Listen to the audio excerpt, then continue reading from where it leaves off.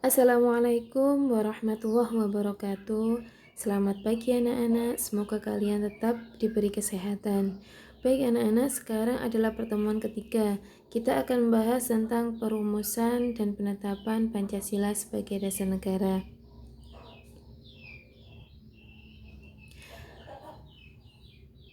Silakan anak-anak juga membuka buku paketnya ya.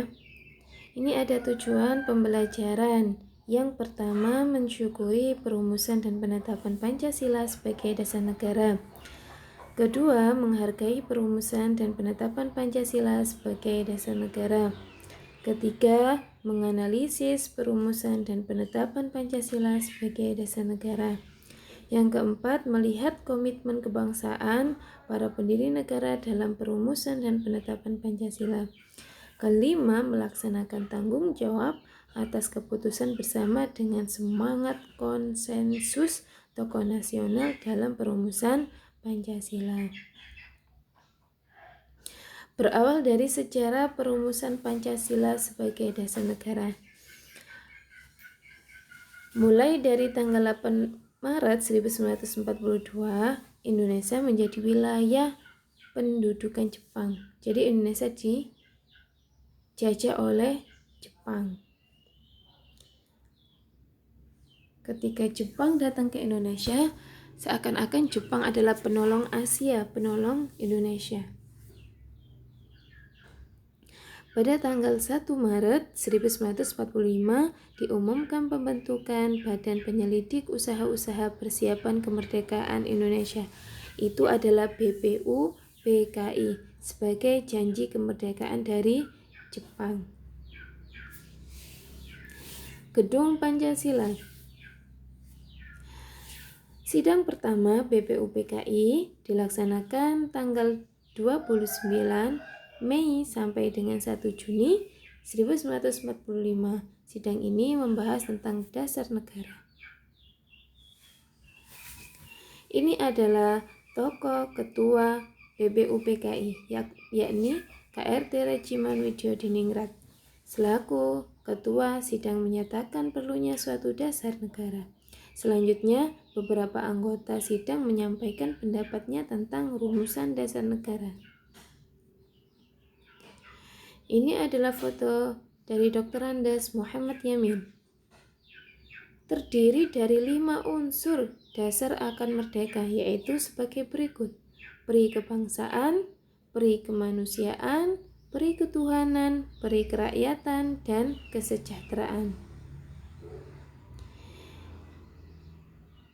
Menurut Supomo, terdiri dari 5 unsur dasar yang akan merdeka, yaitu sebagai berikut: persatuan, kekeluargaan, keseimbangan lahir dan batin, keadilan rakyat, dan musyawarah.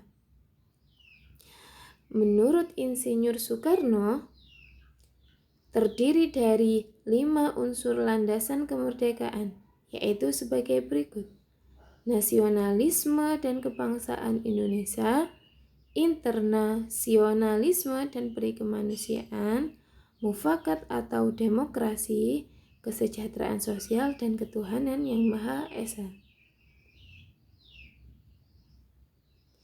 Pada sidang BPU PKI pertama, dibentuk Panitia 9 yang menghasilkan rancangan Piagam Jakarta.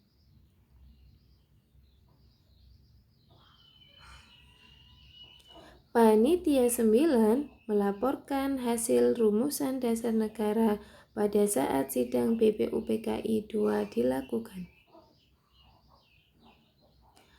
Pada tanggal 7 Agustus 1945, setelah menyelesaikan tugasnya, BPU PKI dibubarkan dan digantikan dengan PPKI atau Dokuritsu Jumbi Lingkai.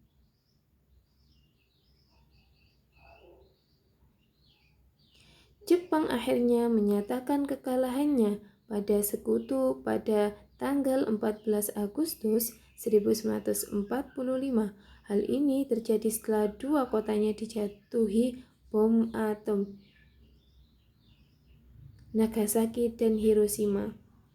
Kekalahan Jepang tersebut ternyata diketahui oleh golongan muda. Mereka kemudian menginginkan kemerdekaan di diproklamasikan secepatnya. Pada tanggal 18 Agustus 1945, PPKI menggelar sidang. Salah satu hasil sidang PPKI yaitu mengesahkan Pancasila sebagai dasar negara. Komitmen para perumus dasar negara adalah suatu bentuk ikrar untuk merumuskan dasar negara dengan sebaik-baiknya.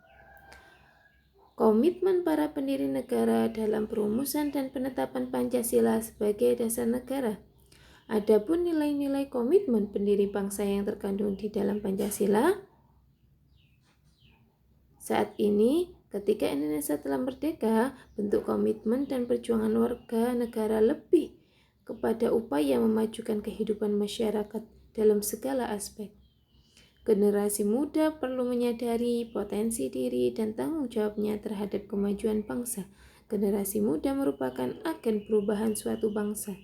Dengan memahami pentingnya semangat kebangsaan dari para pendiri bangsa, kita diharapkan mampu melahirkan jiwa nasionalisme dan patriotisme.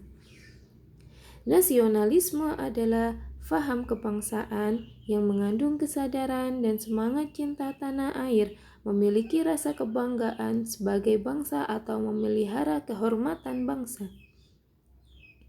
Patriotisme adalah cinta tanah air atau sikap seseorang yang rela berkorban baik jiwa maupun raga untuk mempertahankan kebangsaannya. Terima kasih. Assalamualaikum warahmatullahi wabarakatuh. Semoga bermanfaat.